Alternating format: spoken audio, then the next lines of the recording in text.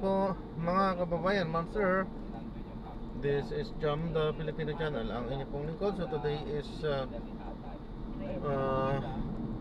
November 22, 2025 at tayo ngayon ay papunta dito yan sa may UP Diliman College of Education.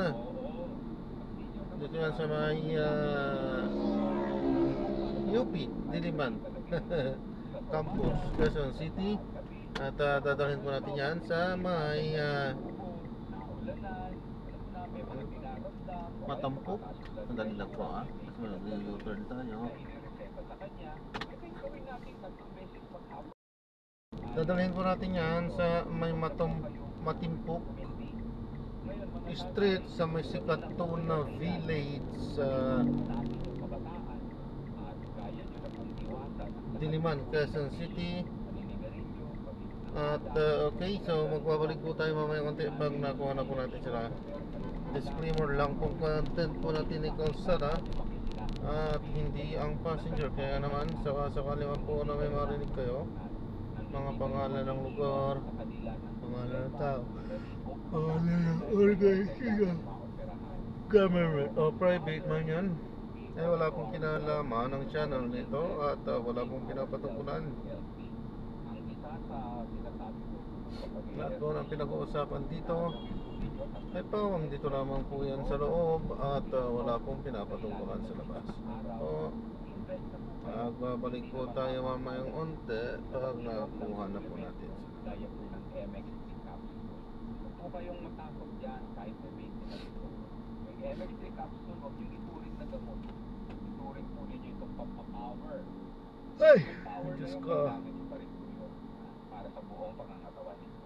So, galing ito sa butas, pinag-aralan sa abroad, FDA approved, at ilang doktor maipapayo nito sa inyo. Inumin po ninyo ito sa umaga. So yan ang bilin natin sa ating mga tatay na nakikinig ngayon. So once again, maraming salamat ulit sa iyo. Maraming salamat, Jess. Sa mga nakikinig out there, ha? Mga tatay, alagaan niyo po ang inyong sarili. And huwag kalilimutan, magdarasal. Yan po, na nasa itaas, alay natin lakas at gabay. Totoo. Ang aming ultimate father. Maraming salamat sa lahat ng paalala, Dr. Edwin Yes. At naging kutulong din natin sa discussion ngayong gabi ng every natural supplement natin sa atin ng DMI Philippines. Available nationwide sa mga leading drugstores. Ganun din sa kanilang website mxdh.com, sa Lazada at sa Shopee. Dok, maraming salamat and good evening po sa inyo, Dok. Sa'yo din. Yan ang pangkabuhan ng ating naging talakayan sa ating programa. Nakasama po natin Dr. Edwin Mia. Nakasama niya rin siya sa Santiago Bobadilla. Maraming salamat po sa inyong lahat. Luzon, Visayas at Mindanao. Mga kaluna, hanggang bukas, dito sa Lunas Extension.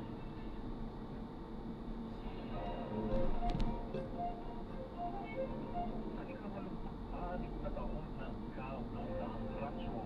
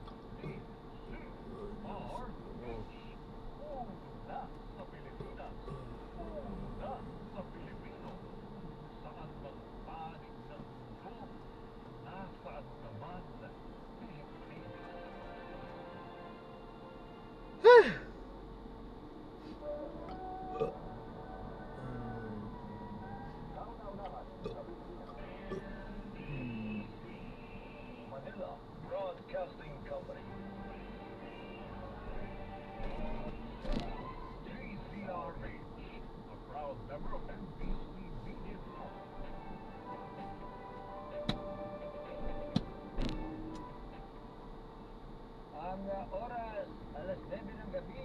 Kakas. Sabado na naman. Sabado, dapat sa pool ang pinag-uusapan at diskusyonan. Dapat pag-uusapan. Ito na ang programang Sapul Ka sa kwentuhang pagtutukunan sa DZRH sa pool.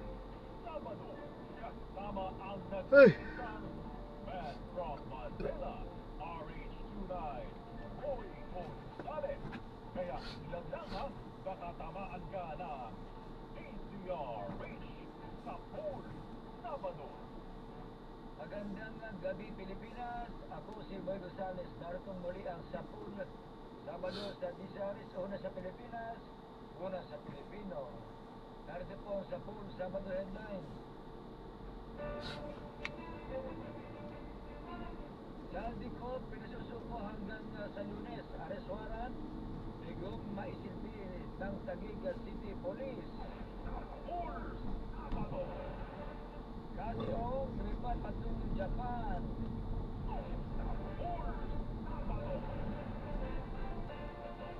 Desisyon sa himit na interim release ni dating Pangulong Duterte, nila-live stream ng ICC. Diesel, kerosene, may hanggang higit pisong na price hike. Gasolina, may rollback sa susunod na linggo. Juan Ponce nilibing na sa libingan ng mga bayani.